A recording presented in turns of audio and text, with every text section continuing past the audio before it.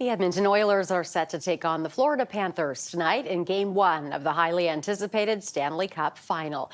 And joining me now with an analysis on the two teams and who could take home the cup is Meghan Chayka, a data scientist and co-founder of the analytics company Stathletes.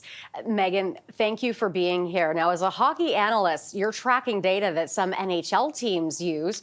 Statistically, how do the Oilers and Panthers line up against each other? Renee, this is the perfect matchup because the Edmonton Oilers in the regular season were the best offensive team. Expected goals, so shot quality, inner slot shots, anything offensively, they were outstanding.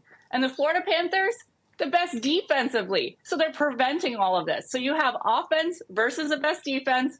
What could be better for the Stanley Cup final? So what do the stats tell you about who might win this series? Will Edmonton come out on top?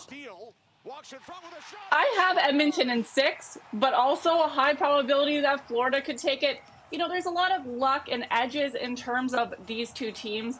I'm looking at a couple of players, though, Connor McDavid being one of those. He has 25 assists already in this postseason, and his skating speed. So if you're watching him, the decision-making at high speed is what really stands out for him in the 99th percentile of top speed and speed burst. So they're really going to try to slow down Connor McDavid. And on Florida's side, Barkov is the one that's going to try to do it. He's a first-line centerman, but he plays like a third-line centerman. He shuts down opposing teams. So look for Barkov. That actually has the best scoring chance differential, meaning they get a lot of quality when he's on the ice, and they prevent a lot of quality shots. Plus 31 when Barkov is on the ice. And second in this postseason is Connor McDavid with just under plus 30. So it's an incredible matchup of elite NHL players. And offense and defense, again, are going to be a big story. Right. When it comes to defense and goaltending, how do the two sides compare?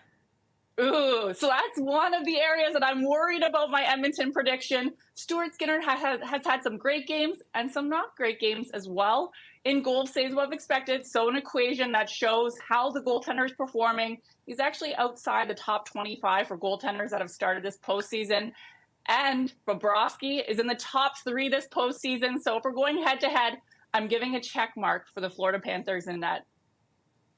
Now, I was going to ask if you think the series will go to Game 7, but it sounds like you think Edmonton in 6. Why is that?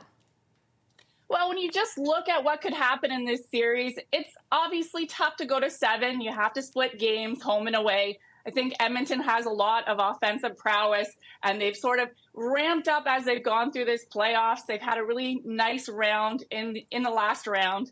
But, you know, it could go to 7. It's a very close matchup. So in between, I don't think anyone will sweep. That's how close these teams are. But I wouldn't be surprised if Edmonton wants to win it at home if they have the chance. All right, that is our time. Meghan Chayka, data scientist and co-founder of Stathletes. Thank you very much for being here. Hopefully your prediction of Edmonton coming out on top is right.